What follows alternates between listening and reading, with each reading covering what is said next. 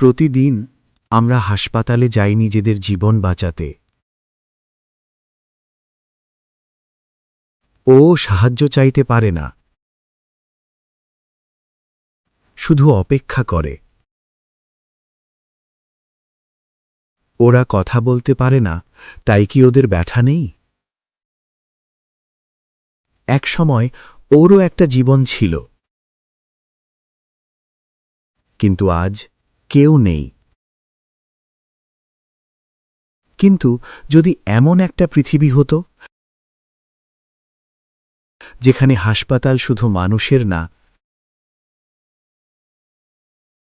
ওদেরও হতো।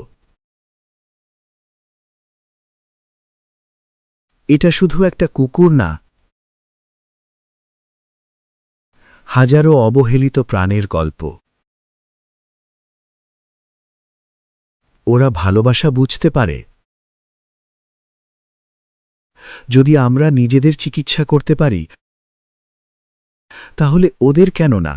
একটা পরিবর্তন হাজারো প্রাণ বাঁচাতে পারে। তুমি কি এই পৃথিবীটা দেখতে চাও?